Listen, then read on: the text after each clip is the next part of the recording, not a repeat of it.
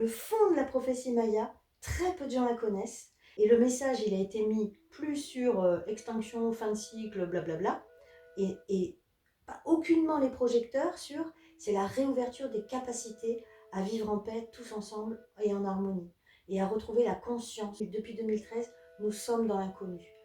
Rien n'est écrit, c'est nous qui l'écrivons. C'est nous tous ensemble, collectivement, qui l'écrivons. Là, c'est un fractal de l'humanité. Voilà où nous en sommes. Et c'est OK. Ça fait des siècles et des millénaires qu'on a perdu la mémoire, qu'on s'est fait attraper dans le monde du mensonge, de l'asservissement. La seule chose qu'on a à faire à partir de maintenant, c'est de tout regarder depuis l'amour, depuis le lieu d'amour. Qui détient ton temps, détient ton mental. Reprends ton temps et tu reprends ton mental et tu connais la nature de ton mental, la nature de ton esprit. L'objectif, c'est de remplacer le grégorien par celui-là. Que si toute l'humanité s'unifie ensemble, c'est à travers le temps. Parce qu'une des choses de la prophétie, c'est que à partir du moment où il y a un nombre suffisant de personnes qui sont vraiment reliées à ce temps naturel et activateurs de cet imaginaire de paix, ça se co-crée et ça bascule. Rappeler que nous sommes là pour vivre de manière responsable et amoureuse sur le jardin d'Éden qu'est notre planète. Nous avons ce grand pouvoir, cette grande capacité, il nous suffit de la reconnecter. C'est ça.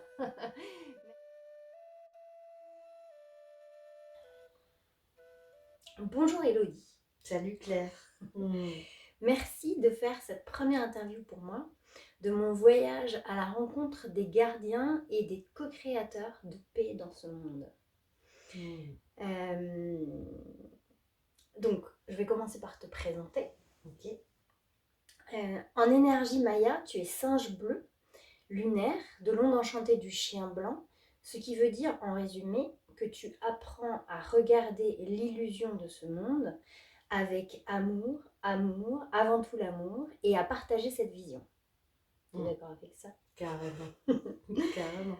Tu es initiée et passeuse de sagesse maya depuis plus de 20 ans, selon les informations reçues par José Argoyes.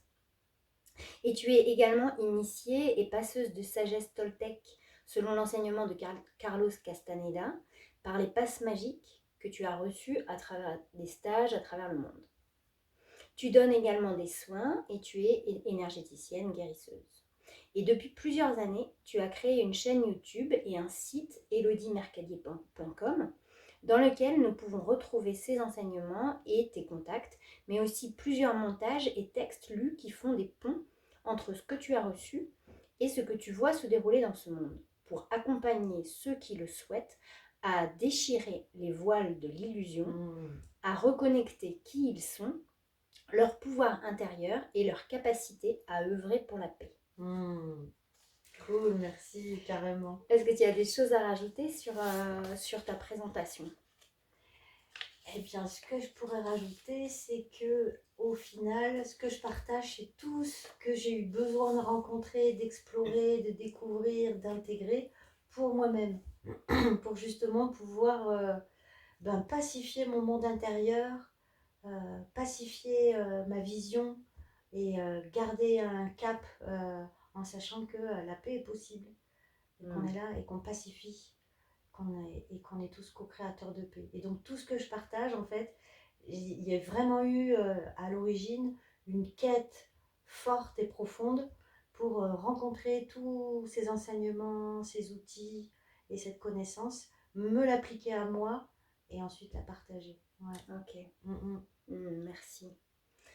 Alors, l'une des choses que tu partages le plus, c'est le calendrier Maya que tu transmets et qui est aussi appelé calendrier de la paix.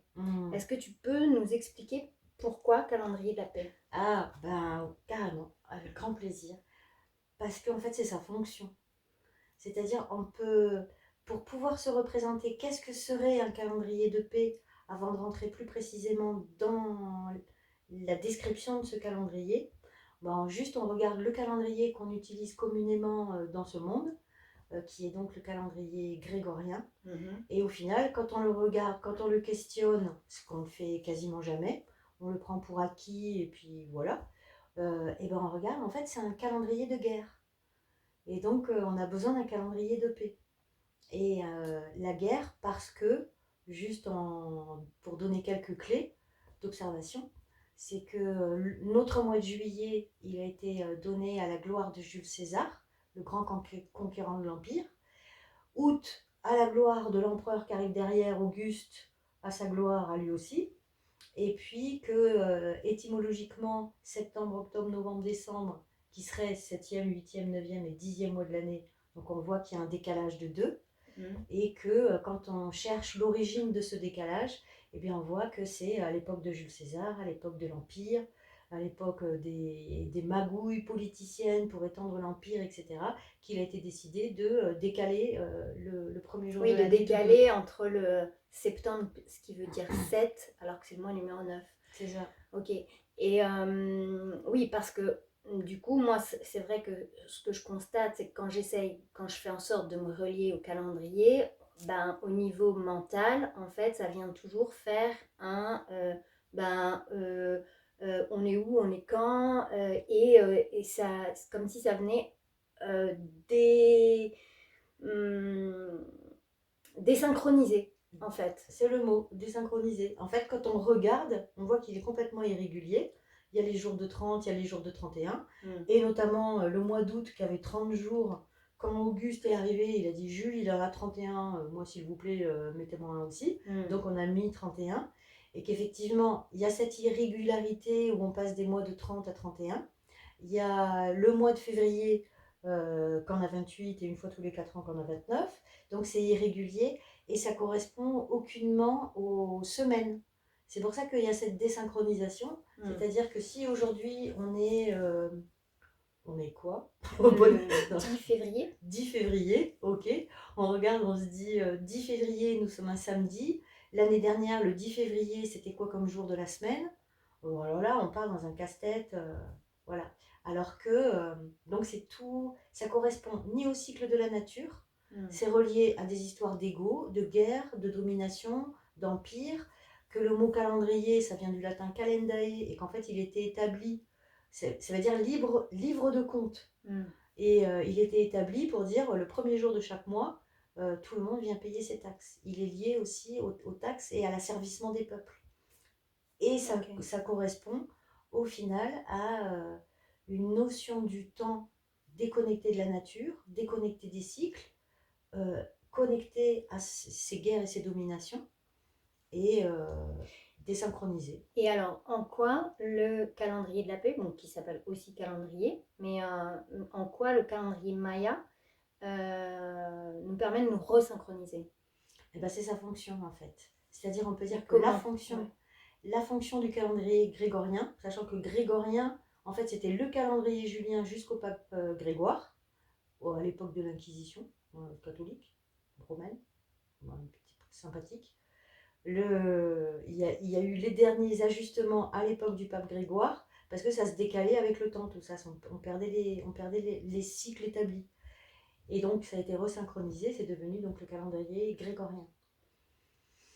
Et le calendrier, sa fonction, en fait, c'est au final, ça devient à tout chosifier. On compte jusqu'à l'humain qui est un objet et jusqu'au temps qui est un objet. On compte la quantité de temps. Okay. Quand on prend un calendrier de paix, sa fonction est inverse. Sa fonction, elle nous permet de nous synchroniser, de nous accorder au cycle.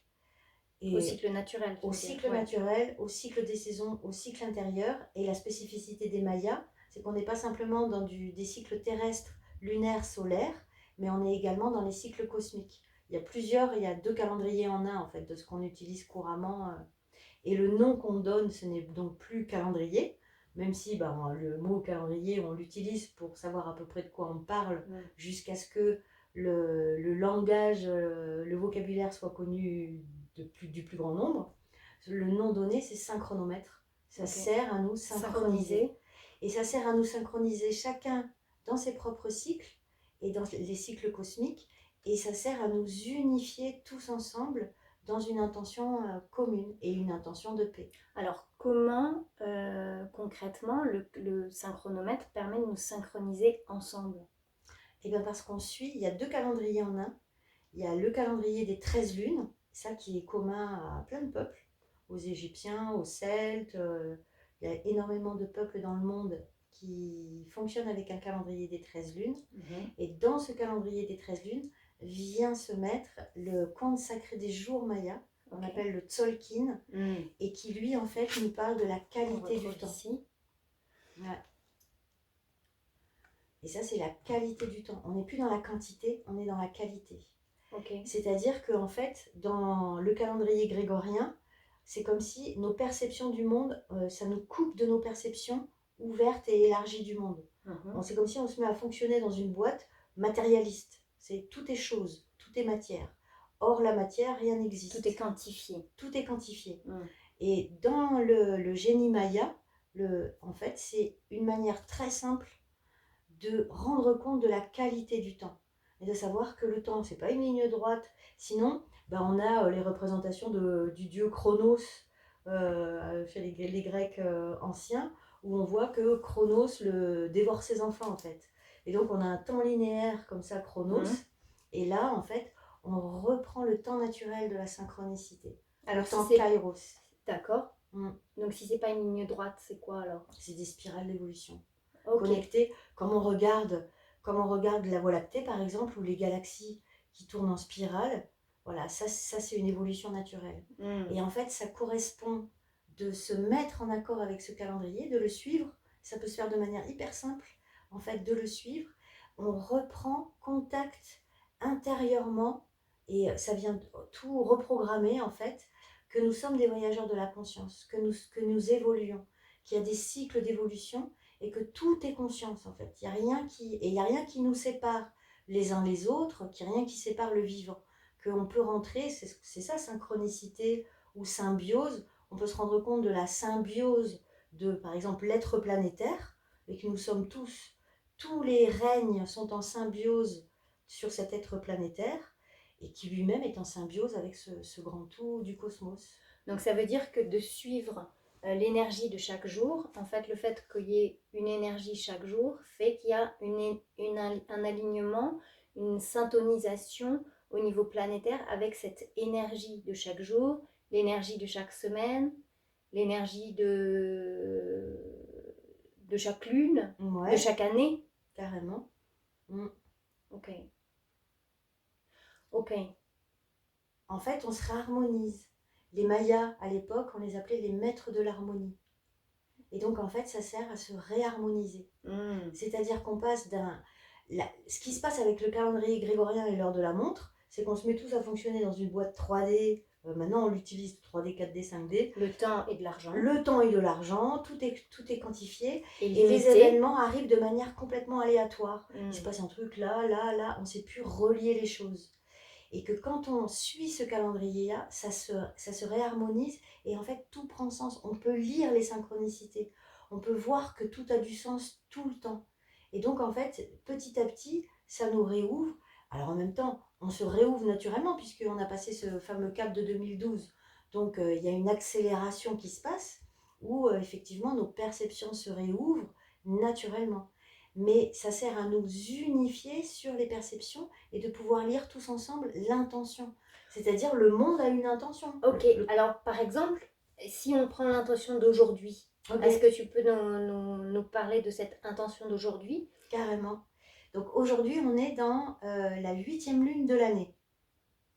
Sachant que cette année, on est magicien blanc harmonique qui nous dit, cette année, depuis le 26 juillet dernier, le 26 juillet 2024. Ouais, 23. Ouais, c'est ça. 23. Voilà, 2023. Donc on est rentré dans une année, ça correspond à l'étoile Sirius, le lever héliaque de Sirius, 26 juillet. Et hop, l'année démarre. Et l'intention de l'année, c'est d'ouvrir le cœur. C'est d'être en amour. C'est d'être en amour avec soi, en amour les uns avec les autres. Voilà, donc déjà, on peut observer tout ce qui se passe. On regarde donc, tout ce qui se passe à la fois sur l'amour et à la fois sur ce qui n'est pas en amour qui vient s'amplifier. Ouais. Carrément. De toute façon, on a tout à remettre en ordre dans ce monde, donc voilà, tout se passe simultanément. Mais on a cette lecture-là. Okay. Et aujourd'hui, nous sommes dans la 8e lune de l'intégrité. Donc ça dit, la 8e lune, elle pose la question, est-ce que je vis ce que je crois? Est-ce que je suis en intégrité avec moi? Sachant que ça peut poser la question, euh, est-ce que je suis en accord avec mes valeurs? Est-ce que je fais des compromis avec le monde extérieur? Est-ce que je suis sincère? Est-ce que je suis authentique? Donc ça va venir poser ces questions-là. Et aujourd'hui, on est voyageur du ciel solaire. Donc la 8e lune, la voilà. Et le voyageur du ciel solaire, il est là. Vas-y, je te laisse continuer. Kin 113, le 113e kin du Tzolk'in. Et en gros, ça vient questionner, c'est l'onde enchantée du serpent. Donc là, depuis le 9 jours, en fait, on est en train de rallumer la vitalité. Alors, ça va être toutes les questions par rapport au corps. Comment j'écoute mon corps, comment j'écoute mon ressenti, est-ce que je lui fais confiance, comment je rallume l'instinct. Donc tout ce qui va se jouer dans le corps, que ce soit de n'importe quelle polarité en fait, mais tout s'observe, se goûte, se sent, en sachant que le but pendant 13 jours, qui est donc l'onde enchantée, pendant 13 jours, le but c'est de rallumer la vitalité, la santé, le corps conscient, l'instinct, le ressenti, vraiment sentir, pour pouvoir vraiment, dans cette écoute du ressenti, surfer sur les synchronicités. Ça, c'est le but. Juste pour préciser, l'onde enchantée du serpent a commencé le 2 février. Ok. Comme ça donne un... Ok. Comme ça, les personnes qui regardent la vidéo peuvent se dire, comment moi je traverse 13 jours à partir du 2 février. Carrément. Ok, ça. Et donc aujourd'hui, voyageur du ciel solaire, guidé par la lune. Ouais. Aujourd'hui, c'est les mots-clés du voyageur du ciel, c'est explorer l'éveil, c'est le pouvoir de l'espace. Et donc, on vient explorer. Et Annick, notre enseignante galactique Maya, elle, quand elle parlait du voyageur du ciel, elle l'appelait le messager angélique et le messager de la prophétie. Et donc, c'est hyper synchrone que de venir partager la conscience galactique Maya en voyageur du ciel, parce que c'est vraiment amener les messages de la prophétie. C'est dire tout a un sens, il y a une direction, ça a été prophétisé, l'époque dans laquelle nous sommes, c'est une époque cruciale et qu'on a besoin de mettre en conscience les choses et de se mettre tous ensemble dans la direction de nous allons vers une humanité guérie de tous les problèmes en lien avec la guerre, la séparation, la domination, l'isolement, le non-sens, l'impuissance, pour retrouver le pouvoir personnel, la connexion et sentir qu'on surfe avec l'intention de l'univers, ou l'intention divine, ou l'intention du créateur, ou l'intention du grand esprit. C'est une œuvre d'art, le temps est art. C'est une œuvre d'art en création à laquelle nous participons. Donc on passe du temps et de l'argent au temps et de l'art. C'est ça. Et donc là, à travers ce que tu dis, en fait, tu viens nous parler aussi de ce qui était la prophétie de 2012. Est-ce que tu peux, justement, parce qu'il y a tellement d'idées préconçues sur 2012, et tellement de personnes qui se disent oui, 2012, il s'est rien passé, et puis bon, c'était la fin du monde, on a bien vu que ça ne l'était pas, donc les Mayas, ils racontent n'importe quoi. Et est-ce que tu peux justement nous dire, finalement, c'était quoi le sens de 2012 et du coup le sens de aujourd'hui, qu'est-ce que ça veut dire encore? En fait, le message, ce qui a été raconté des Mayas et de la prophétie 2012, qu'a reçu le grand public, on va dire le grand public, c'est juste complètement déformé. C'est pas du tout la réalité du message des Mayas. C'est-à-dire c'est-à-dire l'idée que on devait que c'était la fin du monde. La fin du monde, en fait mourir. C'était tous mourir. En fait, c'était la fin d'un monde. Ouais, maintenant ça commence à se dire de plus en plus. Mais ce qui était fort pour les Mayas, c'était d'ancrer sur la planète il y a plus de 1000 ans toute la connaissance de la loi du temps, l'ancrer, parce que connaissant l'intention de la création, connaissant les cycles, connaissant la fin de ce cycle, donc il y allait avoir Donc d'un cycle de 26 000 ans. un cycle de 26 000 ans, avec des sous-cycles dans le grand cycle de 26 000 ans, qui s'achève en 2012. Et en fait, ça disait, l'humanité, à force de se perdre dans le matérialisme, dans la séparation, dans les guerres, etc., elle peut aller au bord de l'extinction. C'est une possibilité, c'est une potentialité. Elle va développer la technologie jusqu'au moment où la technologie lui échappe. Et elle est capable de trouver les moyens de s'autodétruire. Donc il le savait. Et donc, la loi du temps amène un antidote, et notamment d'amener la conscience que si on arrive en fin de cycle avec cette capacité de destruction immense, on a aussi la capacité de sortir de ce cycle d'oubli et de destruction, de retrouver sa nature, de remettre les choses en ordre et en harmonie. La capacité revient, on a cette capacité. Et le message, il a été mis plus sur extinction, fin de cycle, blablabla, et pas aucunement les projecteurs sur, c'est la réouverture des capacités à vivre en paix tous ensemble et en harmonie, et à retrouver la conscience de qu'est-ce que c'est que ce monde, c'est quoi le vivant, c'est quoi notre nature. Et à retrouver notre capacité de créateur, de créateur de cette harmonie, de cette paix. Carrément, c'était ça le message essentiel. Ok, et donc, qu'est-ce que ça veut dire aujourd'hui, puisque 2012, du coup, on a constaté que c'était pas non plus le début de l'harmonie. On le voit bien encore aujourd'hui en 2024 que c'est pas du tout l'harmonie. Et en quoi aujourd'hui Eh bien là, mais merci Claire. Pardon, parce que là, je peux dire. C'est parce que là, j'ai trop envie de parler. Oui. En fait, c'est que le fond de la prophétie Maya, très peu de gens la connaissent. Et en fait, ce que ça dit, c'est fin de cycle 2012. Ok, fin de cycle d'oubli et de perdition, de matérialisme, etc. On va vraiment au bout de cette expérience-là, qui est une expérience. Et à partir de 2013, les Mayas galactiques nous disent, nous sommes entrés dans l'inconnu. Depuis 2013, nous sommes dans l'inconnu. C'est-à-dire, les cycles, on ne les connaît pas. On connaît le projet, on connaît la direction, on connaît ces spirales, on peut les mettre en conscience. Avec le Solkin, avec la qualité du temps, avec les ondes enchantées, on regarde où on va, comment on y va, etc. Ça se découvre, mais on est dans l'inconnu. Rien n'est écrit. C'est nous qui l'écrivons. C'est nous tous ensemble, collectivement, qui l'écrivons. Et c'est pour ça que c'est essentiel que ces informations-là du calendrier Maya soient partagées au plus possible, au plus grand nombre possible, parce que ce qui n'a pas été réalisé en 2012, genre non, on n'a rien vu de spécial, c'est juste parce que le plus grand nombre, justement, non seulement n'avait pas les bonnes informations concernant la prophétie Maya et le calendrier Maya, mais en plus avait une information déformée qui faisait aller dans la peur. Et par exemple, j'ai le souvenir, moi j'étais à Palenque le 21-12-12, en terre mexicaine, là où a été implanté l'essentiel de la loi du temps, implantée et redécouverte, pardon, je tousse un coup. Mais j'ai eu le récit après, à mon retour en France, de ma sœur qui me raconte qu'elle va faire ses courses le 22 décembre 2012. Elle va au supermarché à côté de chez elle faire les courses. Et là, elle sent quelque chose qui est genre hyper léger. Et où elle prend la mesure de à quel point il y avait cette espèce de chape de plomb de peur qui était là pour le 21-12-12, qui avait pris le dessus sur la réelle information.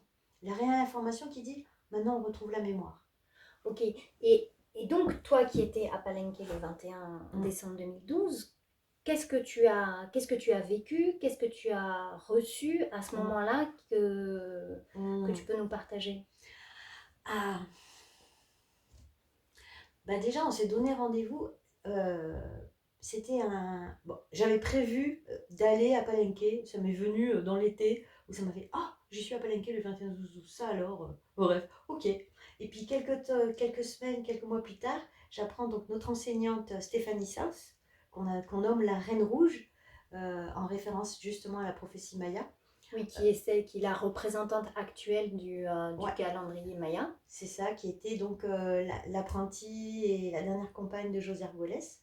Et au départ de José en 2011, c'est donc elle, en fait, notre enseignante galactique Maya. Qui prend le relais. Ouais. Et en fait, elle a été contactée, elle vivait en Australie à cette époque, et elle a été contactée par un enseignant Maya traditionnel, Don Marzo Quetzal, qui l'a contactée en lui disant je rêvais de rencontrer José Argüelles. Il est parti en 2011. Mais Stéphanie, est-ce que tu es d'accord pour venir à Palenque, au Chiapas, pour la fermeture du cycle, célébrer ensemble la fermeture du cycle, avec justement les deux contes qu'on appelle le conte traditionnel maya et le conte de l'enchantement du rêve, c'est-à-dire qu'on pourrait nommer comme la forme 2.0 du calendrier maya, redécouvert et réactualisé par José Argüelles, où ils disent on ferme ensemble le cycle, calendrier traditionnel et conte de l'enchantement du rêve, et on célèbre cette fermeture du cycle ensemble, un mariage, tous ensemble unifiés. Donc l'idée c'était de faire une cérémonie. C'est ça. À Palenque. Ouais. Et de fait, ce que tu m'as dit précédemment, c'est que ce jour-là, toute cérémonie était interdite sur le site, sur les pyramides. Vous pouviez le faire dans un petit coin, mais sur les pyramides, c'était interdit. C'est ça. Alors interdit, le mot, il est un peu fort. C'est-à-dire que ces gens, nous vous autorisons à faire une cérémonie. C'était déjà énorme. Nous vous autorisons à faire une cérémonie. Dans un petit coin. Mais effectivement, ça ne sera pas au pied des pyramides, au centre du lieu archéologique. Ça va être un peu plus loin, planqué vers des ruines, un peu par là, vers la jungle, pour pas effrayer le touriste. Donc, ok, ça a eu lieu. Sachant quand même que nous, ça faisait 3 jours qu'on était ensemble. On était tout un groupe dont on venait des 4 coins de la planète, à l'appel de Don Marzo Quetzal et de Stéphanie. Et puis, il y a eu le jour 1 ou le jour 2, je ne sais plus, à un moment donné, on s'est dit, tiens, combien on est, comptons-nous. Et donc, on s'est compté 1, 1, 1, jusqu'à avoir fait 1, 2, 3, etc. Et donc, nous étions 108. Et donc, on était un groupe de 108 où on a passé 3 jours ensemble. Et puis, la prophétie maya traditionnelle disait, la fermeture du cycle se fera sous le signe de l'eau. Et en fait, il a fait grand soleil pendant 2 jours, le 19 et le 20, où on était tous ensemble, à méditer, à partager, à écouter Don Marzo Quetzal, à aller visiter les pyramides, à raconter, à ramener de la mémoire, à Don Marzo Quetzal qui nous partage ce que c'est pour lui cette prophétie 2012, qu'il a reçue en héritage, Stéphanie, ce qu'elle a reçu des Mayas galactiques et de José. Enfin, il y a tout ça qui est mis ensemble et vraiment c'est délicieux, c'est absolument délicieux pendant 2 jours. Avec beaucoup d'amour. Énormément. Oui, et ce que tu disais aussi, c'est qu'il y avait l'invitation à ressentir que ces pyramides avaient été construites avec beaucoup d'amour et d'intention de transmettre des choses et que ça reste pendant des millénaires pour que les informations puissent être reçues aujourd'hui. En fait. C'est ça, c'était l'invitation, c'était vraiment se relier à cet amour immense pour ce monde, pour cette humanité qui avait présidé à la construction de ces édifices extraordinaires, avec, c'est un peu comme en Égypte, d'autres lieux comme ça, où aujourd'hui on ne sait pas comment ils ont pu faire des lieux pareils en fait, ça reste mystérieux. Et donc on était vraiment à sentir cet amour, à être dans cette joie. Pour nous, le sens que ça avait, c'était on clôt le cycle des guerres, s'achève le cycle de perdre la mémoire et tout détruire, destruction, saccage, n'importe quoi. Et là, ça y est, ça s'achève ce cycle. Et là, on va pouvoir réouvrir et remettre les choses en ordre, se rappeler. C'est vraiment retrouver la mémoire. Et donc c'était juste absolument merveilleux. Et cette prophétie qui disait ça se fera sous le signe de l'eau, le jour du 21, donc le gouvernement et je sais pas quoi, le site archéologique donne l'autorisation d'aller faire une petite cérémonie un peu planquée par là. Donc on y va. Et en fait ce jour-là, c'est des trompes d'eau. Jamais de ma vie j'ai vécu une pluie comme ça, quoi. Et par exemple... Au Mexique. Ouais, carrément. Oui, ça doit être l'équivalent de la mousson dans certains autres pays. Mais là, c'est vraiment des trompes d'eau. Et juste pour dire, c'est que ce jour-là, à Palenque, il s'est passé 3 événements simultanément, le 21. 3 manières de célébrer la fin du cycle. Il y avait nous, près des ruines, en train de se faire rincer, avec plein de gens, plein de touristes, plein de gens différents, des Mayas indigènes grimés. Je me rappelle, il y avait des grands tambours, il y en avait qui étaient grimés en jaguar, qui jouaient du tambour. Tout le monde sous des trompes d'ondes et des capes de pluie, on se fait rincer. Et toutes les villes, le même jour, dans toutes les villes du Chiapas, les communautés zapatistes ont défilé en marche silencieuse dans les villes principales. Ils marquaient, donc c'est les indigènes rebelles, qui rompent avec le système babylonien, comme d'autres les appelleraient, qui se sont levés en marche silencieuse. Ils ont défilé dans toutes les villes. Ils ont dit ok, c'est la fin. Euh, et c'était les mots d'Evo Morales, qui a fait aussi une cérémonie le 21-12-12 au lac Titicaca, le président de Bolivie, et qui a dit c'est la fin de la haine et c'est le début de l'amour. L'ère de la Pachacuti, l'ère de l'amour qui s'ouvre. Et une grande cérémonie au lac Titicaca avec le ministre des Affaires étrangères, tout un tas de gens, etc. Donc il y avait cette signification-là pour tous ceux qui connaissaient la prophétie maya, mais dans son sens originel. Le début de l'amour, la fin de la haine, la fin de l'injustice. Et aussi, il y avait eu un rassemblement rainbow à quelques kilomètres de Palenque qui s'était mis. Et en fait, eux, ils ont vécu l'apocalypse en fait. Parce que sous ces trompes d'eau, ça a créé des rivières de boue qui ont renversé toutes les tentes et tout. Et j'avais une copine de Tepoztlán qui y était allée, qui nous a fait le récit. Elle a eu la peur de sa vie. Les rivières de boue qui embarquent les voitures, les tentes, tous les gens, tout le monde frigorifié, qui perd ses affaires, le chaos, la panique, les voitures qui s'embourrent, tout un tas de trucs. Et donc, simultanément, à Palenque, il y avait ces trois événements-là. Et ce qui s'est passé, c'est que tout au long de la journée, il se passe, il se passe tout et son contraire. Il y a plein de choses qui se passent. C'était vraiment intense. Quand la pluie s'est arrêtée, on était tous rincés et on marchait sur la grande étendue d'herbe qui est au pied des pyramides. On marchait dans ça d'eau, quoi. Ça avait vraiment été intense. Et quand j'avais regardé la carte de la météo derrière, on voyait la carte du Mexique et c'était soleil, soleil, soleil, soleil, Chiapas, pluie. Puis alors, pluie, ça n'a pas fait semblant.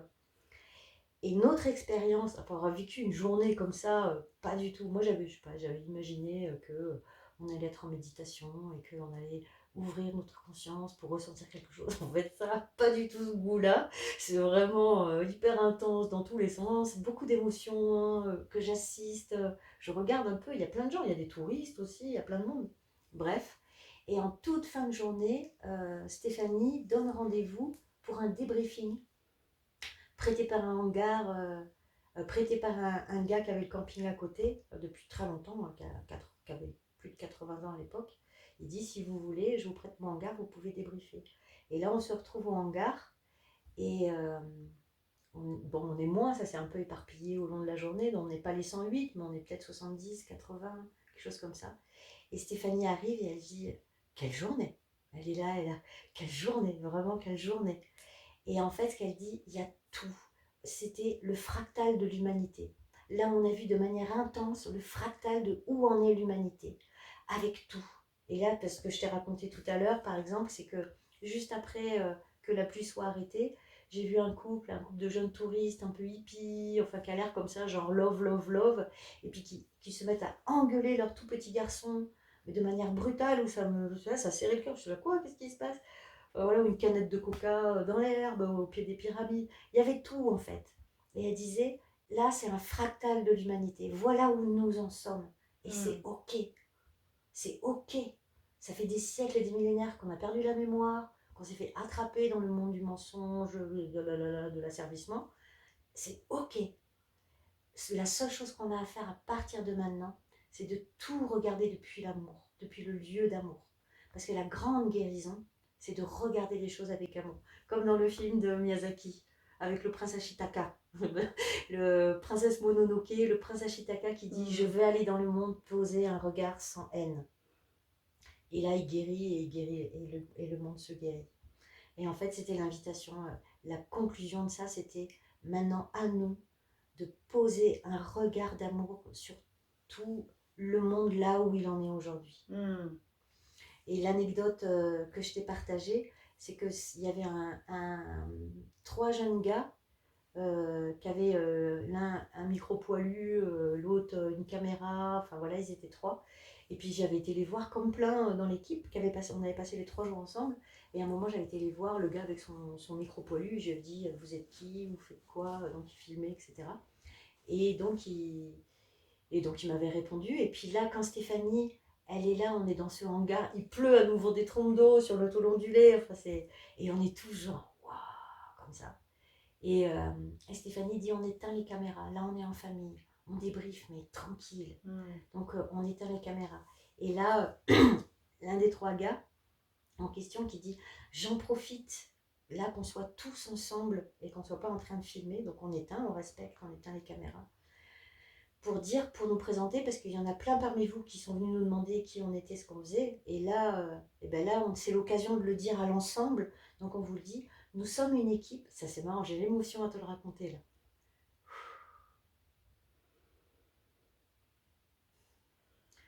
C'est une maison de production de documentaires américaine qui a décidé de faire un documentaire sur clôture du cycle 21-12-12.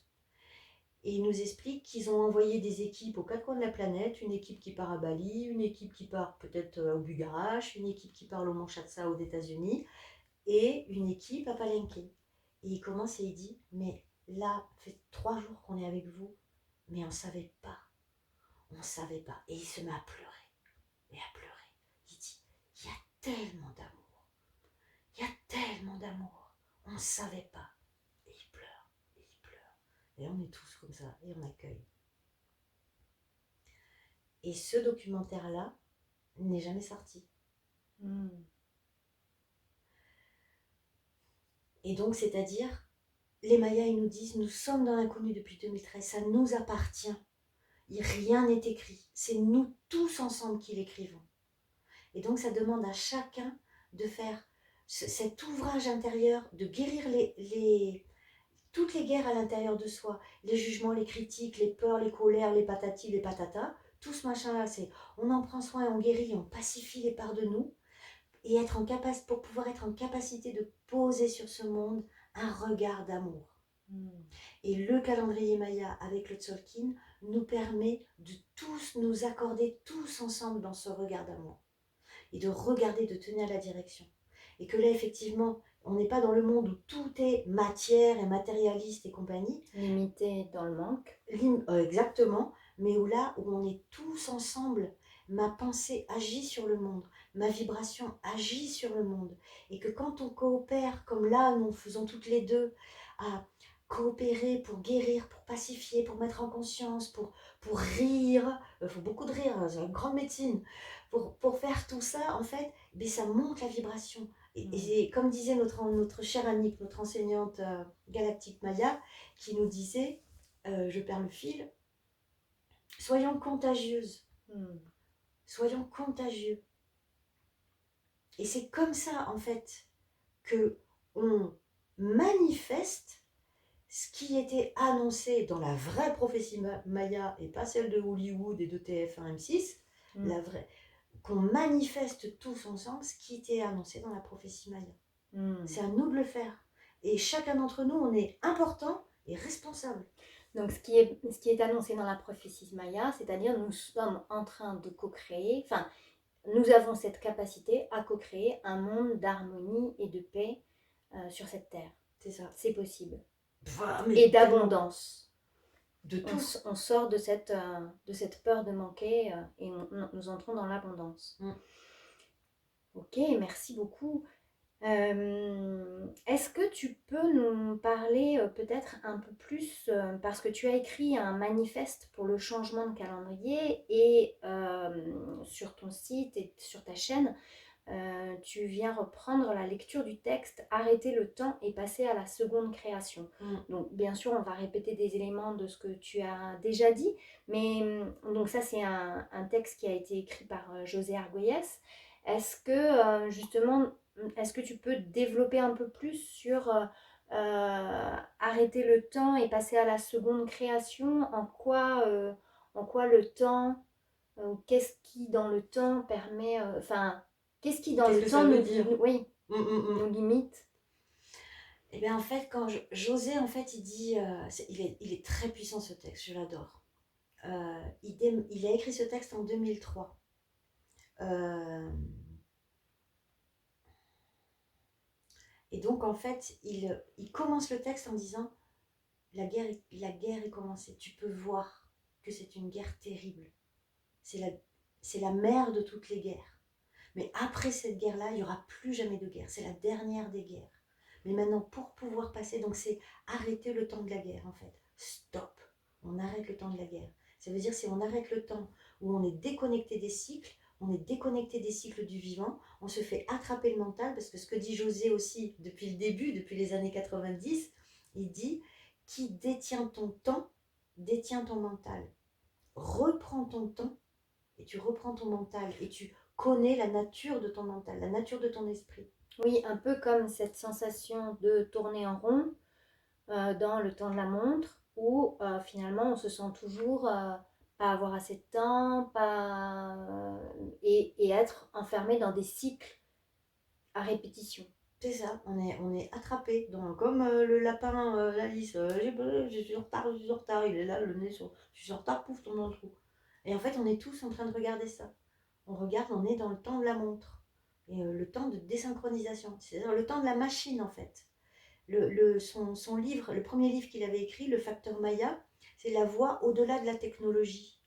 C'est-à-dire, c'est comme si on a mis tout à l'extérieur et on a mis toute la technologie en un. Et là, avec la techno, enfin, en ce On le moment, voit bien. voilà, l'intelligence artificielle, oulala, où on va transhumaniste, truc bidule. En fait, c'est la machine. Et où tous les films dystopiques que nous présente Hollywood depuis 30 ans, quoi. C'est-à-dire, à un moment donné, c'est la machine qui prend le contrôle sur les humains. Et en gros, c'est on arrête ce temps-là, on arrête le temps de la machine, le temps artificiel.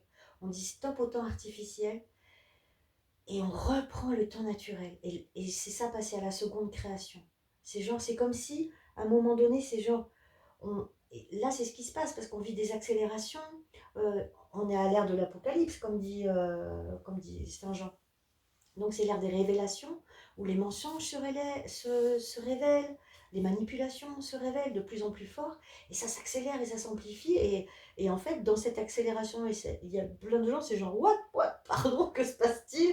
Et donc c'est ça, c'est le stop. Et c'est pour ça que c'est extraordinaire, c'est que, par exemple, quand on regarde ce fameux, c'est le mot anglais qui vient, lockdown, confinement. Le confinement a eu lieu quand on voit les synchronicités. Le confinement, quelle que soit la raison pour laquelle le confinement a eu lieu, ok, le confinement a eu lieu dans l'année où on ouvrait un cycle de 13 ans du magicien blanc. Les mots-clés du magicien blanc, c'est enchanté, la réceptivité et c'est le pouvoir de l'intemporalité. C'est le pouvoir du moment présent, comme dirait Eckhart Tolle. Et en fait, à ce moment-là, pardon. C'est ça. Et alors, tout le monde est là, c'est lundi, je pars au boulot, je pars à l'école, je machin chouette. 17h, je débauche, je pars dans les embouteillages, je sais pas quoi. Le week-end, on va se détendre. Et, oh, lundi, ça y est, c'est reparti. Et tout le monde est comme ça, embringué dans cette espèce de truc artificiel. Embringué comme ça. Ah, je suis en retard, vite, c'est l'heure, tralala, midi et quart, l'heure de manger, j'ai pas faim, c'est pas grave. Enfin, tout un tas de trucs comme ça. C'est les vacances. Aïe hop, embouteillage, tout le monde sur les plages. Mois d'août, enfin bref, tout ce truc-là, quoi. Et en fait, c'est tout à coup, stop. Stop. Et là, pouf. Et là, le temps, fou. Ouais, et c'était impressionnant le nombre de personnes qui disaient mais là je ne peux plus rien programmer. Mais là je ne sais plus. Mais là je ne peux pas, je ne sais pas où on va et je peux pas remplir mon agenda et c'était je suis obligée d'être dans l'instant présent. C'est ça. C'est ça. Et dedans, il y a eu un réveil immense. J'avais vu sur une petite vidéo d'un micro-trottoir dans des manifestations aux États-Unis ou je sais pas quoi. Et il disait oui, ce monde, c'est n'importe quoi, on se fait tous manipuler, ça suffit Babylone. Je te la fais courte, mais ça suffit de fonctionner dans un système aussi dysfonctionnant, pour parler gentiment.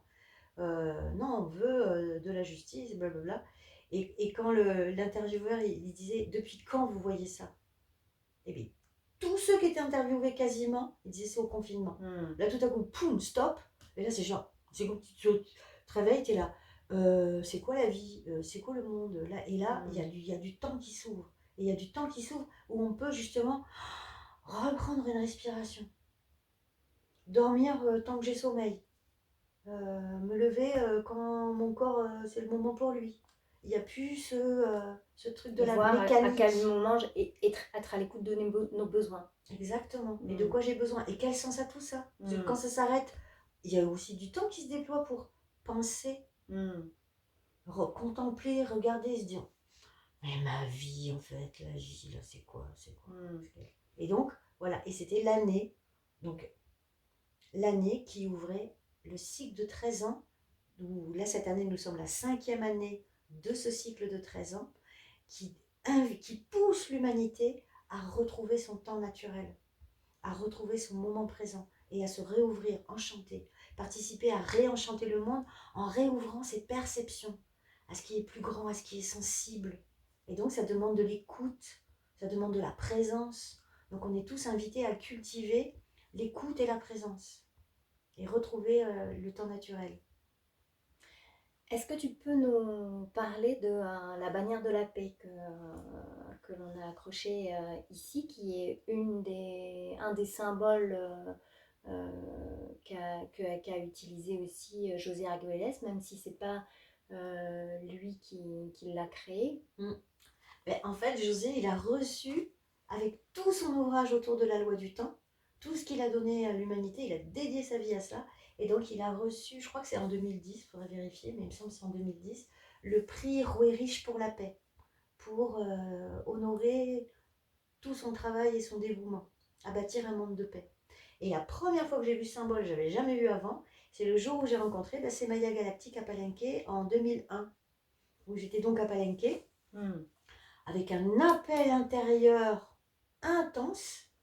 Et donc je me retrouve à Palenque et je vois un groupe de gens méditer sous un arbre magnifique, juste avant, au bord de la route, avant d'entrer sur le lieu archéologique. Et ils sont vraiment tout un groupe en train de méditer sous un arbre splendide, et à cet arbre est accrochée cette bannière. Donc c'est là où je l'ai découverte. Et donc elle a été créée dans les années 1920 par Nicolas Roerich, qui était à la fois artiste peintre. Et on peut aller voir les peintures de Nicolas Roerich, c'est juste extraordinaire. Nicolas et sa femme Elena Roerich, en disant nous avons maintenant, depuis la Première Guerre mondiale, la Croix-Rouge qui représente la protection physique des humains. Nous avons besoin de son équivalent pour la protection psychique et spirituelle des humains. Et donc il a dessiné cette barrière en disant les trois bannières, ouais, en disant les trois, la Trinité, on le retrouve partout aux quatre coins de la planète, le cercle, on le retrouve partout. Donc ça peut parler à tout le monde. Il n'y a pas un peuple ou une culture particulière qui peut se l'approprier. C'est tous les peuples du monde, on retrouve un symbole équivalent. Okay. Le triskel chez les Bretons, etc.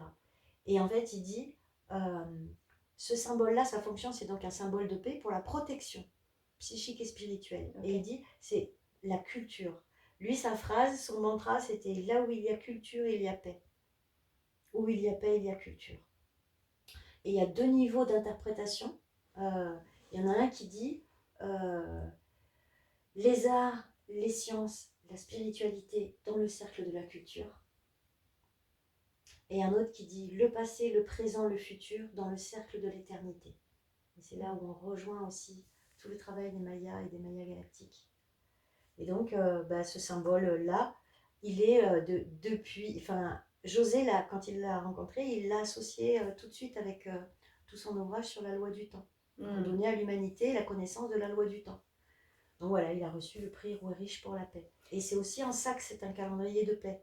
Le temps, le calendrier, c'est culturel. Ça rejoint toute la culture.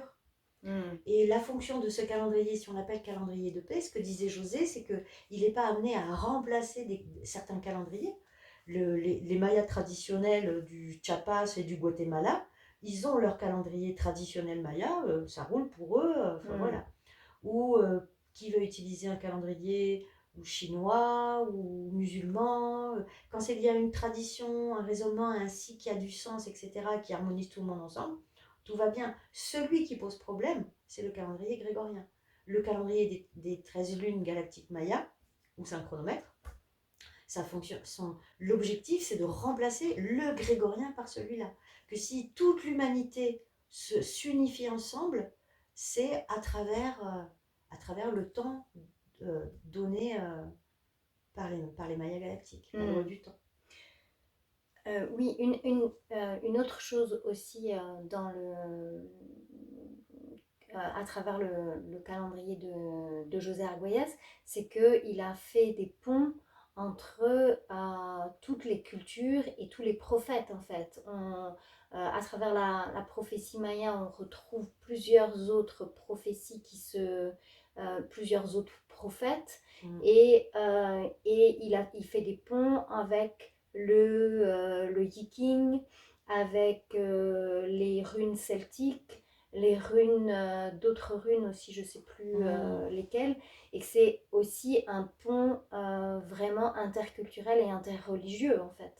Ben, en fait, c'est ça, c'est qu'on reprend tout ce qui est fondamentalement la nature de l'être humain, qui selon les temps, les époques et les géographies et les cultures prenait des formes singulières, mais que le fond du fond du fond, il est commun à l'humanité. C'est la place de l'humain dans ce cosmos. C'est quoi la place de l'humain dans ce cosmos? Et par exemple, ce que me disaient les Mayas galactiques, donc rencontrés à Palenque en 2001, ils me disaient que Odin, qui a offert les runes au peuple du Nord à une certaine époque, c'est comme euh, l'avatar d'une même conscience que Pakal-Boktan, qui a laissé la loi du temps à Palenque chez les Mayas. C'est des consciences en fait. Et que, effectivement. Et que toutes ces consciences se rejoignent. Mais carrément. Au final, c'est des expressions. Euh, Comme on dit, alors la phrase elle est malvenue, tu sais, c'est comme on dit tous les chemins mènent à Rome. Alors Dieu merci, non, clairement pas. Mais tous les chemins viennent nous aident à retrouver la mémoire en fait. Et à se rappeler que nous sommes là pour vivre de manière responsable et amoureuse sur le jardin d'Éden qu'est notre planète. Au final, c'est ça en fait. Et que chaque culture donne des clés, des outils pour qu'on puisse aller vers ça, des soutiens. Et donc, effectivement, il y a des ponts qui sont faits dans toutes les cultures. Et ce que dit la prophétie de Pakal Botan, en fait, c'est je suis le dernier messager, c'est la mère de toutes les prophéties. C'est celle qui vient rassembler toutes les prophéties. Et si tu as vu, par exemple, j'avais rencontré, juste après la fermeture du cycle du 21-12-12, genre 2 semaines plus tard, où je suis là à Tulum, sur la côte caraïbe mexicaine, où je rencontre Akushla Saint-Germain, ce Jamaïcain, qui tout de suite me donne une prophétie africaine, et qui me dit, les chamans d'Afrique, il y a des siècles, étaient en communication télépathique avec les chamans d'Amérique. Et ils savaient ce qui allait se passer. Ils le voyaient.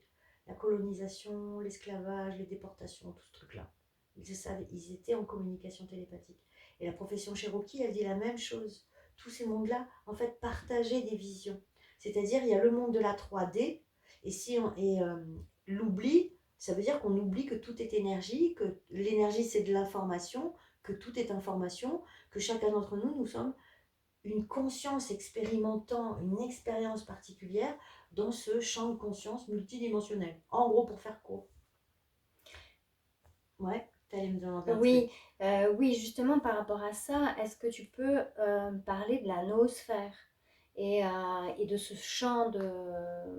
et de ce champ de conscience qui nous rassemble et peut-être en quoi il est aujourd'hui colonisé? C'est clair. En fait, c'est le dernier livre de José, qui n'a pas été traduit en français, c'est Manifeste pour la noosphère. Ça, c'est son tout dernier avant de partir. C'est vraiment, genre, il a tout rassemblé et il fait parler de l'esprit de la Terre. Et il explique qu'est-ce que c'est que la noosphère. En fait, ce mot-là, en fait, ils sont deux à l'avoir créé, Teilhard de Chardin et Vernadsky. Vernadsky qui était un biochimiste russe. Et en fait, c'était Teilhard de Chardin qui, donc c'est dans les années 20-30, qui disait en tant que, je crois que c'est paléontologue, les gens qui étudient les âges de la Terre avec les cailloux et tout ça. Enfin bref, Oui, je sais plus. c'était le talent et la passion et la compétence de Teilhard de Chardin.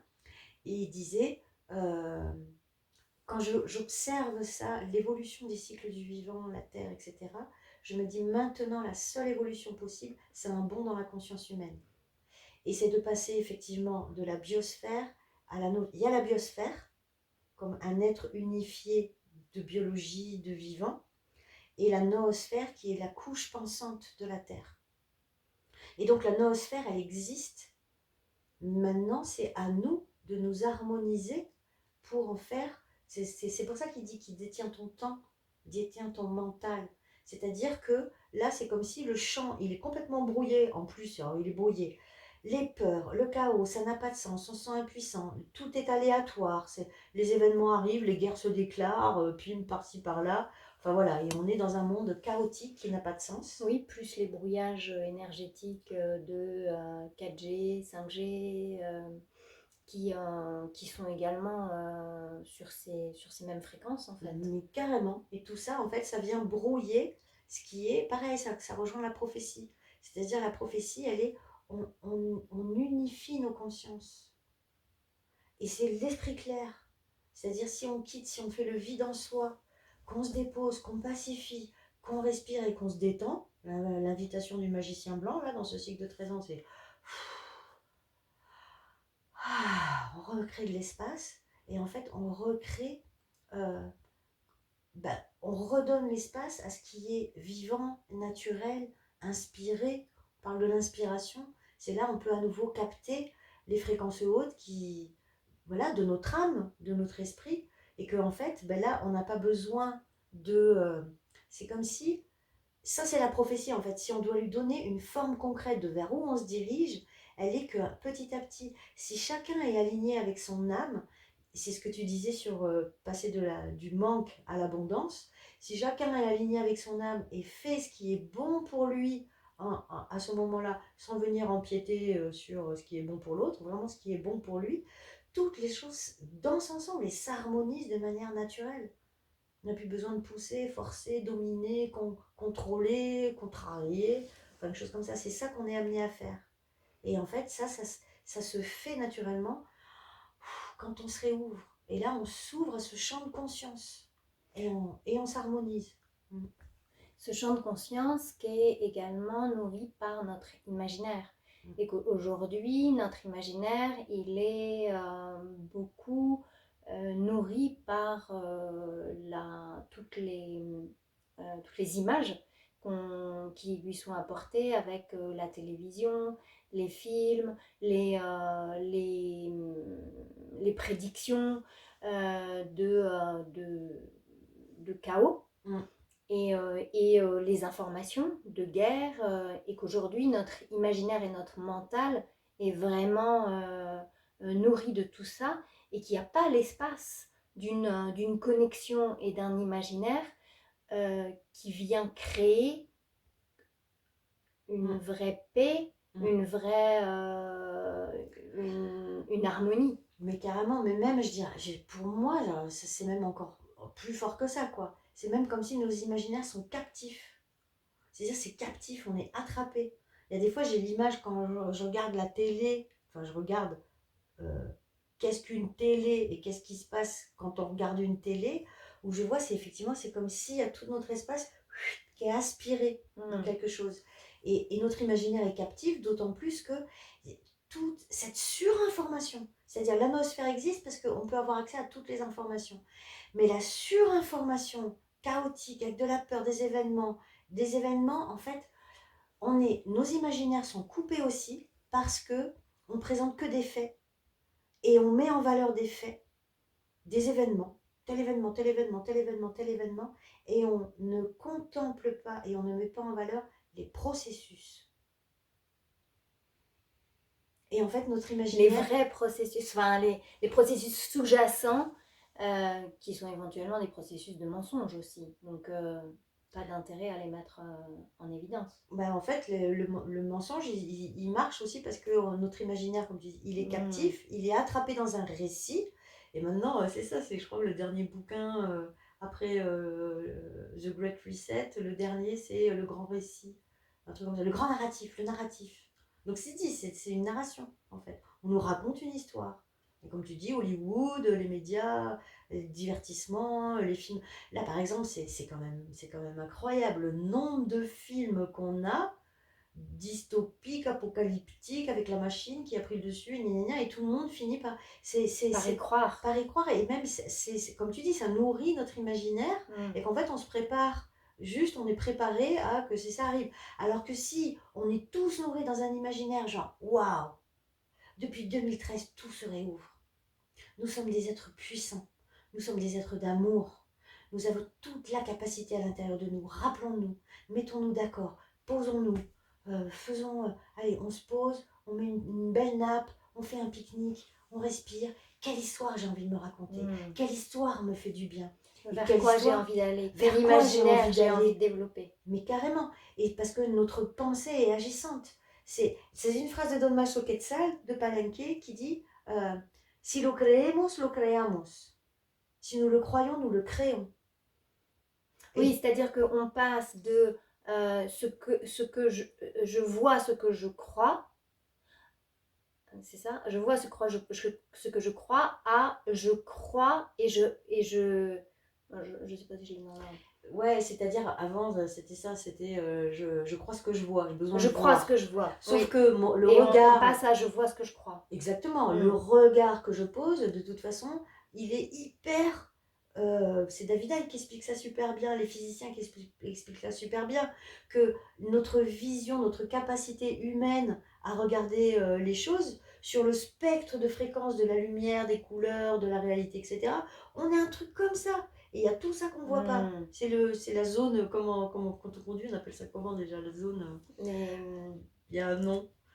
Bref, c'est dans l'ombre, on le voit pas. C'est la zone, c'est le côté aveugle. Et là, en fait, la prophétie Maya, elle dit ça aussi, c'est on réouvre nos perceptions pour sentir, pour voir. On réouvre. Et là, on peut voir, sentir, percevoir. Et ça, tu me parlais dans ta présentation, tu me parlais de ce que j'avais reçu dans la tradition toltèque. Effectivement, les passes magiques. Et les passes magiques, elles servent à quoi quand on fait ces mouvements agissants?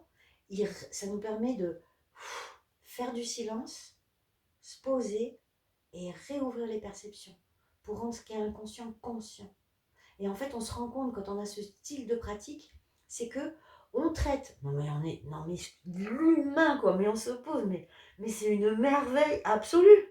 En fait, on devrait tout le temps s'émerveiller de ce que nous sommes. On devrait le matin se lever, de regarder ce monde, de regarder les humains, de se regarder, de se sentir et de faire waouh, mais le miracle du vivant, de la création. C'est gigantesque en fait. On devrait être en train de faire waouh tout le temps.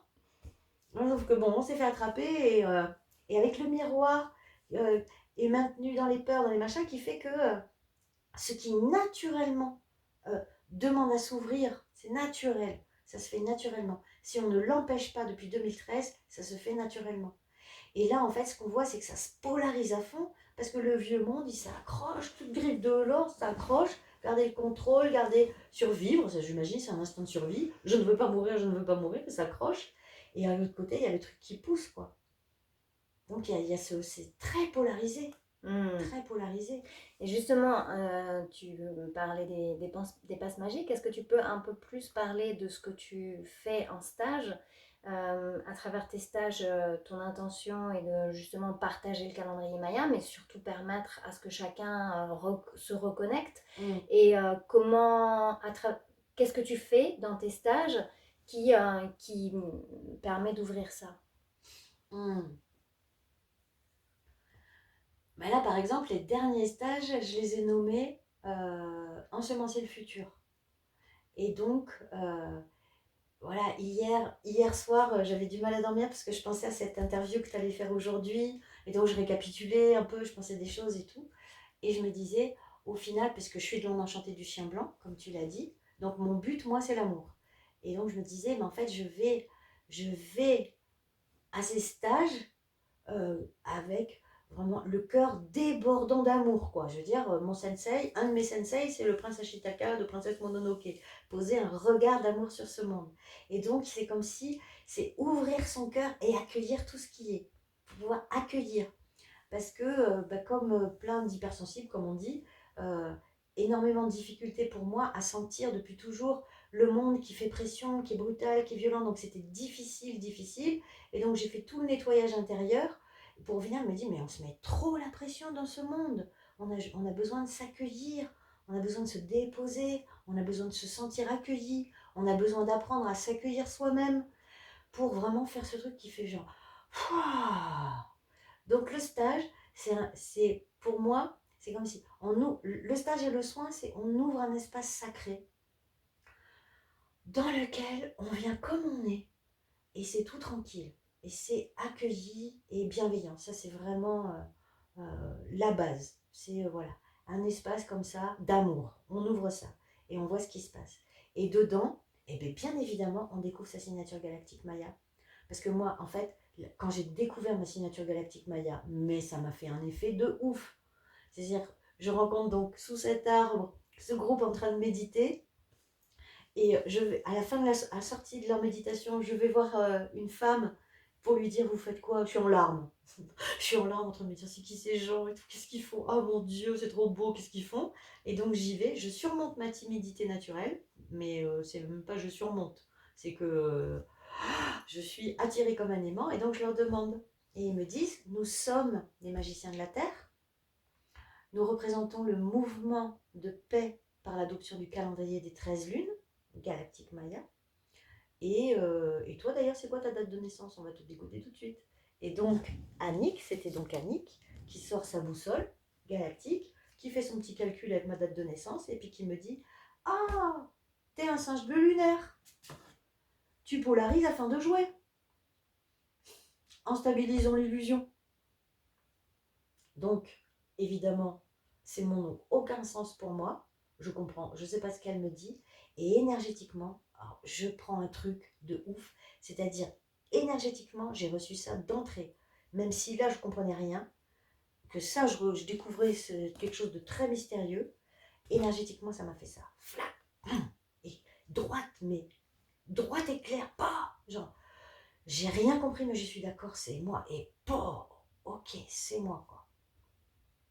Donc la signature galactique, en fait, à partir de ta date de naissance, ça vient donner un glyphe associé à une tonalité, un guide, et tout ça vient te donner la vibration du jour de ta naissance, qui est la vibration de ton énergie à toi pour toute ta vie.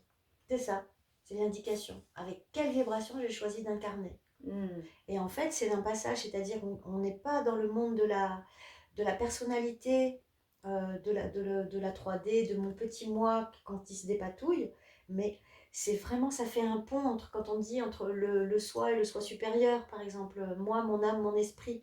En fait, c'est un décodage très simple qui fait ce pont pour dire, ok, c'est ça que mon âme vient vibrer. Et, Oui. et en général, ça valide. C'est-à-dire que quand on découvre... Donc, ce que j'ai reçu, qui était juste intense, parce qu'après, j'ai passé 10 jours avec eux, à les suivre partout, à faire des cérémonies.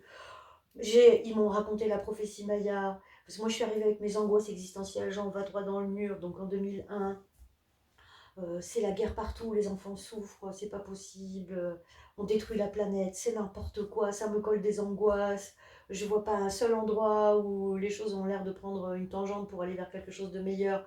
Enfin, voilà, ça me colle des angoisses. Et donc, ce qui a euh, ma prise de décision pour aller au Mexique, c'était, ben, j'ai choisi le Mexique parce que je recevais les enseignements Toltec.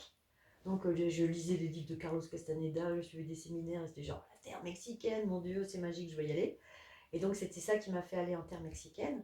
Et puis, et donc je suis arrivée avec toutes ces questions-là en me disant, je veux des réponses, je veux comprendre pourquoi on en est là.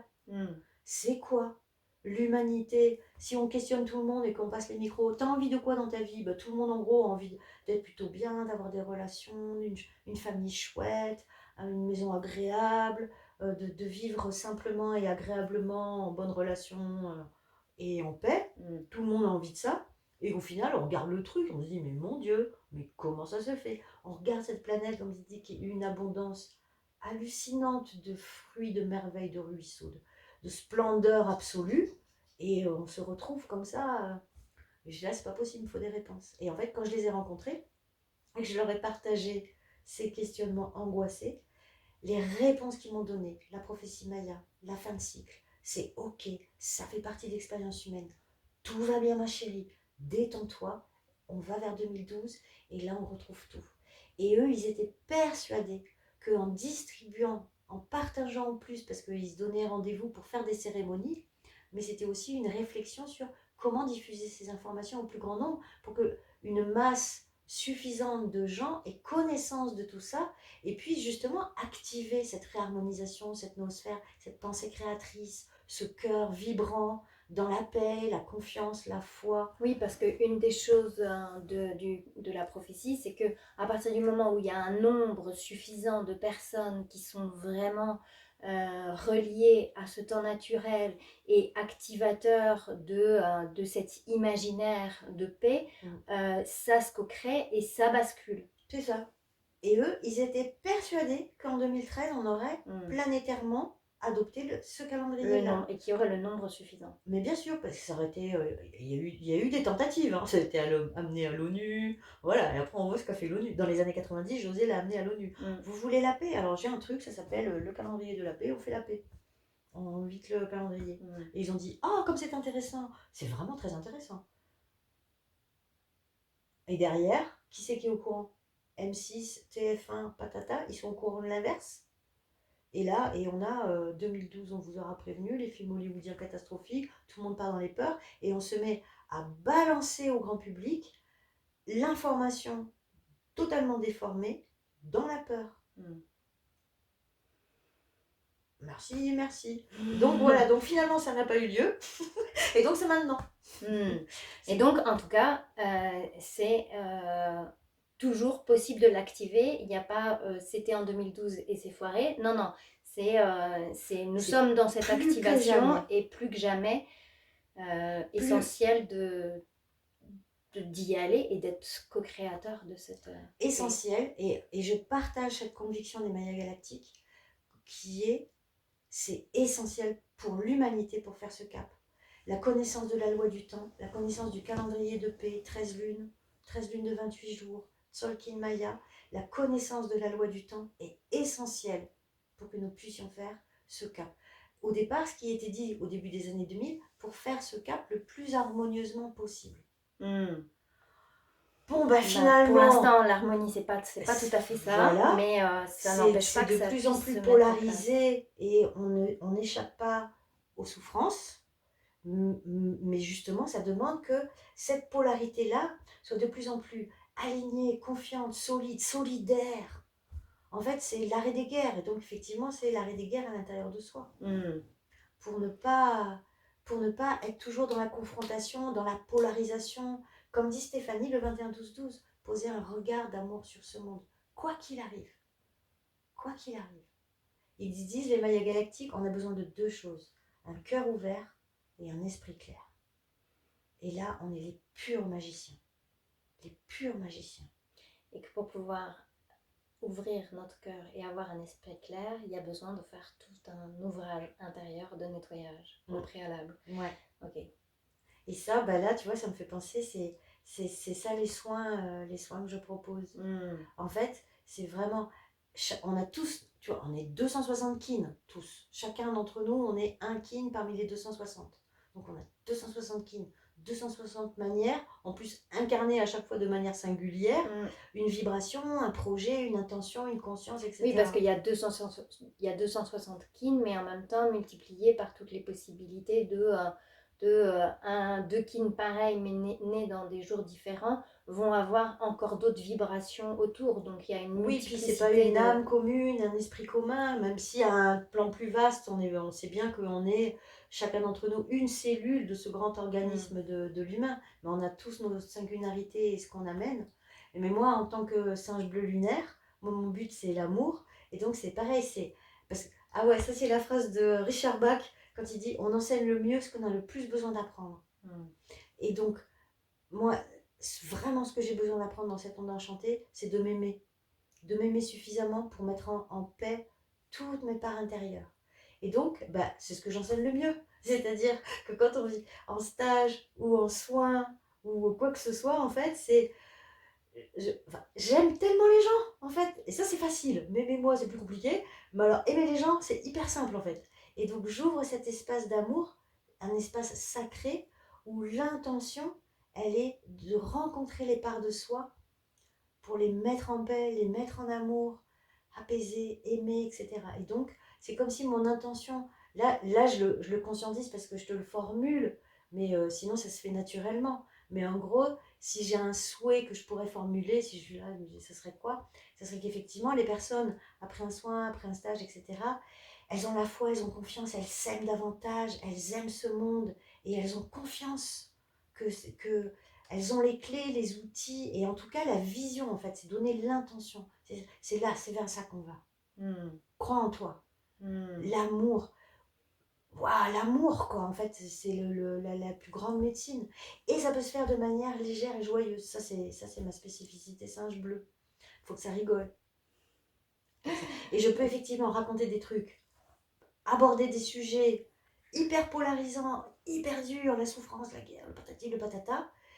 Mais si on le ramène, c'est on bouge tout ça, quoi. Et on fait pétiller tout ça. Et on rallume l'âme d'enfant. Et on dit, en gros, ça serait comme on parlait des récits, des narratifs, et une histoire dans laquelle on s'embrun. Là, je me dis, c'est singe bleu. Raconter des histoires qui donnent envie d'y croire. Ou à l'intérieur, ça vient toucher, que ça dit, ouais, c'est moi. Je suis une héroïne d'une grande histoire cosmique ou de dimension, c'est qui me dépasse complètement. J'ouvre mon cœur d'enfant au monde archétypal. Et là, ça va être le singe bleu, la terre rouge, le voyageur du ciel, on rentre dans le monde archétypal. Et donc, et donc dans le monde archétypal, oui, il y a tous les archétypes de héros, d'héroïnes, de fées, de magie, le roi Arthur, le chevalier, allez, on rallume tout ça De grands et on le créateurs. joue. Chacune est un grand créateur avec des outils chacun très différents. Carrément. Et en plus, c'est agissant. C'est une médecine. Mm. Il y a une anecdote là, on va partir pragmatique. Une anecdote que je raconte quasi à chaque stage quand je propose de découvrir ces archétypes, de regarder c'est quoi sa signature, et on explore, et c'est quoi au quotidien, comment on se sert de ça, etc. Je raconte une anecdote qui est, donc chacun on se met à dessiner son archétype, puis à ressentir. Et en fait, ça, c'était grâce à ma dentiste, qui est aussi énergéticienne, que j'ai eu accès à cet enseignement. Sinon, je n'en avais pas conscience comme ça, de manière aussi claire. C'est qu'un jour, elle me sonne une dent et elle me dit, ah, t'as une dent, elle a besoin d'un symbole, mais ce symbole, je ne le connais pas. Elle me dit, je ne sais pas ce que c'est. Et au moment où elle me dit ça, je vois l'archétype de l'étoile jaune, du glyphe Maya. Elle me dit, elle recule, elle me dit, écoute, je te laisse faire, hein, c'est pas à moi. Donc elle se recule. Et donc j'imagine sur ma dent l'archétype de l'étoile jaune. Et puis voilà, et puis à un moment donné, elle revient, elle regarde et elle fait Wouh! Elle me dit c'est quoi ce symbole? C'est hyper puissant, ta bouche avec tout éteint, toute flagada, toute fatiguée, gna gna gna. Et puis là, pouf, il y a tout qui est rallumé, c'est fla, plein de lumière. Et ça m'a fait Ah ouais? Et ça m'a fait merci pour l'enseignement. Je prends note et je vais le raconter à tout le monde. Donc on peut faire ça aussi. C'est comme des clés. C'est des activateurs de guérison. Exactement. C'est des activateurs de mémoire, des activateurs de retrouver la conscience.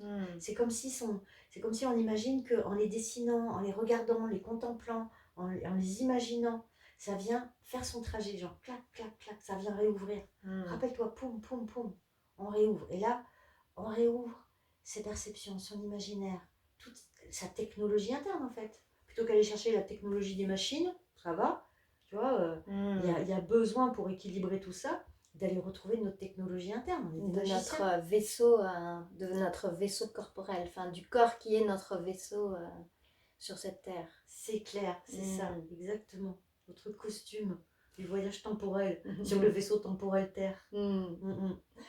Ok, merci beaucoup Elodie pour toutes ces réponses et toutes ces réponses cosmiques. Et est-ce que tu aurais un mot à rajouter ou est-ce que tu as la sensation d'avoir fait le tour de ce que tu as envie de partager? Bah, en fait, là, pour tout te dire, c'est que cette année, j'ouvre un rêve que j'ai depuis des années, que j'ai jamais encore mis en place. Et là, cette année, je le fais. C'est-à-dire, et l'année prochaine, ça sera encore un autre niveau, mais on va commencer comme ça.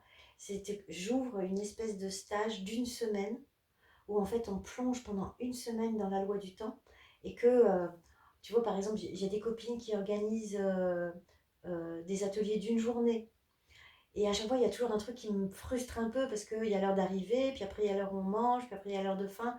Donc ça, on reste un peu cloisonné comme ça. Donc j'adore faire des stages de week-end parce que là on démarre et puis pour plein, en fait, les retours que j'ai, c'est genre, pour beaucoup, c'est la première expérience sans l'heure de la montre où tout s'accorde en synchronicité. Tout à coup, c'est hop, il y a faim, pof, et puis hop, les repas se font, on fait les repas ensemble. Hop, les repas se font, et hop, on est à table, et passer 2 jours comme ça, et voilà, et il y a des femmes qui témoignent que c'est la première fois de leur vie, en fait. Et puis que ça se synchronise harmonieusement, délicieusement, etc. D'entrer dans le temps naturel. Exactement. Et là, en fait, je me disais, là, c'est le faire une semaine, où là, pour partager vraiment euh, plus d'informations, mais étalées dans le temps tranquillement, où on a aussi, c'est comme à la fois, il y a le partage d'un enseignement et de pratique, puisqu'on fait toujours des passes magiques, tu vois, pour ouvrir les perceptions, Donc la passer patience. de l'inconscience à la conscience. Exactement. Activer les choses, mettre en silence, poser, avoir des outils pour s'aligner, se centrer et ouvrir, bouger son point d'assemblage, comme diraient les Toltecs. Et en même temps, prendre le temps de goûter, dessiner, danser, se balader, aller voir les arbres, dire bonjour, écouter le chant des oiseaux, faire tout ça. Donc ça, c'est une semaine. Et l'année prochaine, donc là, on va voir, c'est une expérience. Donc l'année prochaine, en 2025. En 2025, ça sera 13 jours, une onde enchantée. Ah, ça, en 2025, ce sera 13 jours, mais cette année, en 2024, ce sera une semaine. Ouais. D'accord. C'est quoi les dates? Dans le calendrier grégorien, c'est... En fait, c'est... Dans le calendrier des 13 lunes, c'est au démarrage de la lune de la coopération. La 12e lune. Okay. On serait dans l'onde enchantée du vent blanc. Communiquer le souffle de l'esprit. Et dans le calendrier grégorien, je crois que c'est du 31 mai au 7 juin. Donc en lune cristal. Ouais, lune cristal. En lune cristal, non. C'est ça, c'est du 31 mai au 7 juin. Ah oui, pardon. Ouais, j'y étais pas. Carrément. Ok, donc du 31 mai au 7 juin, et avec l'idée... Avec l'idée où c'est ça, c'est que vraiment on rentre dans le temps naturel, on rentre dans une expérience collective, c'est dans un lieu merveilleux, c'est l'écolieu du Larigne au pied des Pyrénées, magnifique. Un écolieu à une rivière, on peut se baigner dans la rivière, enfin bref. Et c'est vraiment, on plonge et là on goûte pour pouvoir de manière très simple, très naturelle, parce que ces informations elles peuvent être denses quand c'est dense quand même. Oui. Hein. D'avoir les bases, bases de connaissances de ce calendrier. Voilà. Et là, c'est d'avoir justement une semaine où chaque jour, on rajoute une info, on intègre, on rajoute.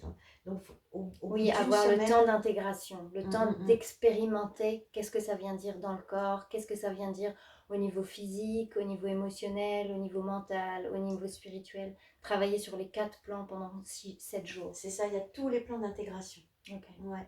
Et donc, c'est vraiment retrouver ce goût, ce ressenti. C'est réouvrir les portes des mémoires. C'est-à-dire, nous sommes des bibliothèques vivantes. C'est-à-dire, c'est pas une... Bien sûr, c'est un langage à apprendre. Le langage des glyphes mayas, des tonalités. Ok, c'est un langage à apprendre. On découvre, on ne connaît pas. Donc, on découvre. Mais en même temps, c'est aussi des clés qui nous permettent de réouvrir les bibliothèques que nous sommes. Et de voir comment ça fonctionne, comment on s'harmonise ensemble. Parce que par exemple, toutes les deux, une terre rouge auto-existante et un singe bleu lunaire, toutes les deux, nous faisons l'étoile jaune, rythmique, l'onde enchantée, main bleue, nuit bleue. Toutes les deux, nous sommes l'étoile jaune, harmoniser, l'étoile, créer, être dans l'art, participer à embellir ce monde. Bah, clairement. Alors là, on fait pas qu'un peu en collaboration toutes les deux. Clairement, là, d'un coup, ça me saute. Et c'est l'onde enchantée de la nuit bleue qui est, en gros, une conversation sur 2 que nous pouvons avoir, qui est de ouvrir le grand rêve. Réactiver les rêves, écouter son intuition, réouvrir à l'abondance naturelle de ce monde, quitter le monde des préoccupations et de la pénurie pour entrer dans le monde vaste de l'abondance, de tout ce que nous bougeons ensemble. Et en développant, le défi à ça, c'est chacune l'une l'autre et à sa compagne à rencontrer la confiance, la foi, la confiance en soi, se sentir bien et d'éclaircir nos intentions aussi l'une comme l'autre. En le formulant, en fait, on le fait naturellement tout le temps. Et donc, il y a mettre tout ça en conscience et de sentir, de laisser toute cette connaissance, c'est-à-dire on va apprendre des choses, on va pratiquer des choses, on va expérimenter des choses, et en même temps, de manière très naturelle, ça va faire son trajet. Oui, ça fait son trajet de manière naturelle, et plus on pose notre conscience sur cette connaissance, plus on l'active encore plus, de manière encore plus grande. Ouais, carrément. Encore plus grande, encore plus consciente, et puis sur tous les plans. Et puis là, vivre ensemble en groupe, avec comment nous sommes tous miroirs les uns des autres, de regarder qui est analogue, qui est antipode, qui ceci, comment ça s'harmonise, qu'est-ce que le groupe, parce que là c'est la surprise. Genre, qui va venir encore? Pour l'instant, il y a quelques personnes qui me l'ont dit qui viendraient. Et au fur et à mesure, quand le groupe il est là, il est fait, on additionne tous les kins, comme on vient de faire pour toutes les deux, et on regarde tout le temps. Et là, on découvre, ok, là, on est ensemble pendant une semaine. Voilà, et il y a une intention qui est le grand chef d'orchestre cosmique de nos âmes et nos esprits en coopération au service de ce monde, qui ont coopéré pour ce rendez-vous-là. Et voilà quel est le projet, ça se découvrira quand on sera tous ensemble.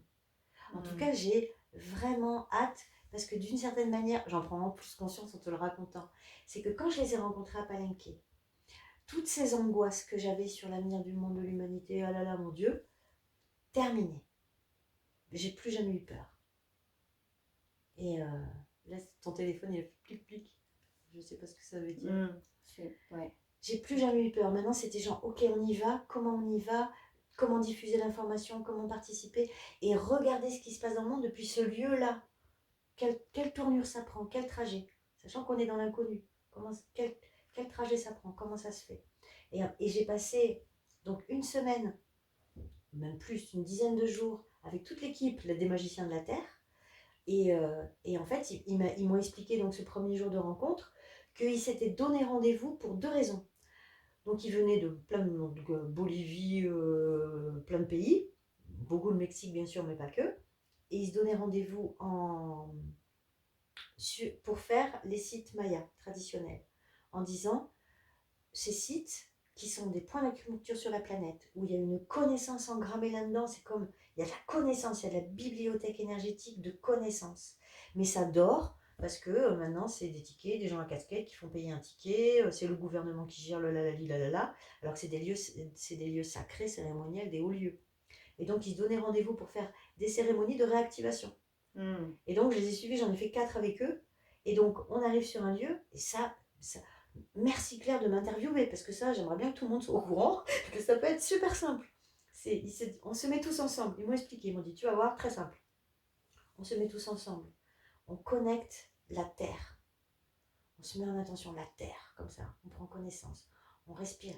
Depuis le cœur, on prend contact avec la terre. Juste on respire dans le cœur notre amour pour la terre. Et puis on connecte le ciel, le grand cosmos, le grand mystère, ce monde, cette galaxie. Et le monde invisible, nos guides, nos ancêtres, tout ce qu'on veut, hop, et on connecte ça pareil depuis le lieu du cœur, et on centre, et c'est là dans le cœur, et là on laisse grandir cet amour pour ce monde dans le cœur. Et quand on est blindé d'amour, c'est naturel, on pose les mains à la terre, et là on levait. Et là donc on avait les yeux fermés, tac tac tac, on faisait ça, on était peut-être 25 personnes, ou je ne crois plus. Bref, on a les mains comme ça, et on sent la vibration. Et puis à un moment, pouf, ça s'arrête. Donc là, c'est bon. On ouvre les yeux. Et là, il y a un arc-en-ciel. Et 4 cérémonies, il y a un arc-en-ciel. Et donc, moi, à cette époque-là, je me dis, ouais, ces gens sont trop balèzes, etc. Mes yeux voient l'arc-en-ciel, c'est facile. Pas besoin de clairaudiente, clairvoyante, machin. Mes yeux physiques voient l'arc-en-ciel. Tout est validé. Et en fait, c'est ça, nous sommes des êtres magiques. La terre, l'amour. Et là, on n'a plus à avoir peur. Pourquoi on est maintenu comme ça, dans des mensonges, des désinformations, des cachotteries, en veux-tu, en voilà? Par la peur. C'est parce que si on cesse d'avoir peur, si on connaît notre réel pouvoir naturel, qui ne cherche pas à dominer, qui est juste rayonner l'amour, mais on ne peut rien contre nous. Et là, c'est genre, et là, on se pose, on respire, on se dit, ah bah dis donc, 5000 ans, 26 000 ans, peut-être bien. En tout cas, 5000 ans, et puis plus ça a passé, plus ça s'accélérait, et plus c'était dense. Ah, ça y est, c'est fait, ça s'appelle c'est fait, c'est bon. Alors maintenant, on regarde le chantier. On dit, bon bah alors, comment on remet tout ça en ordre? Harmoniser ensemble, simple. Et donc, j'ai reçu tout ça derrière. J'ai passé 10 jours. Je suis rentrée dans la magie du temps naturel avec eux. Plein fait, on navigue, on fait la cérémonie. Ça te dit de venir avec nous? Oh mon Dieu, oui. Oh mon Dieu, j'ai attrapé la queue du Mickey, je la lâche plus, quoi. Et pas. Et j'ai reçu, et il y a eu un avant et un après. Là, j'avais toutes mes réponses. C'est genre, pouah, ok, on y va. Tu vois, par exemple, quelques temps après, c'était le 11 septembre. Donc, je les avais quittés peut-être depuis une dizaine de jours. Chacun, après, il disait ça. Il y avait à la fois, on réactive tous ces lieux, pouf, arc-en-ciel à chaque fois, et aussi on réfléchit comment diffuser cette information pour que le plus de gens dans le monde aient accès à cette et connaissance de cette information. C'est comme ça que ça marche. Donc, on était en 2001.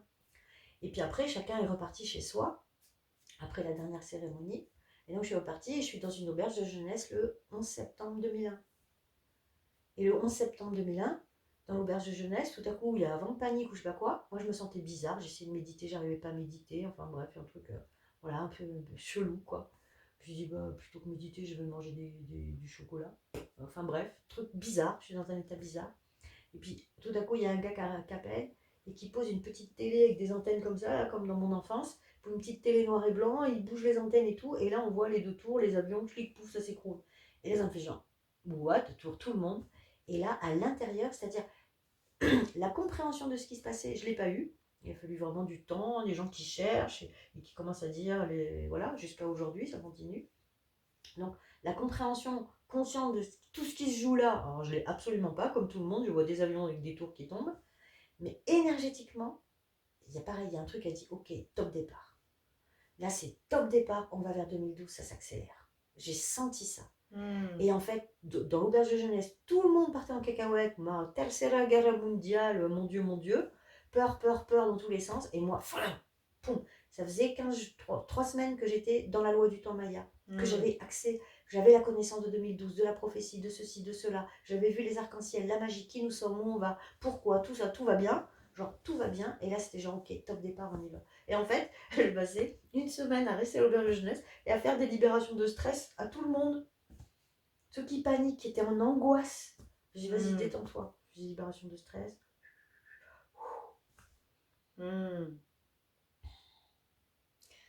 Ok. Et donc maintenant, bah, ça vaut le coup. Je me dis, c'est comment toi, moi, tous les autres, comment on peut partager au plus ces informations-là pour qu'on ait les informations de base. C'est simple. On est capable. Cœur ouvert, esprit clair, vision claire, intention commune, on s'harmonise ensemble. Ça, c'est... Mais...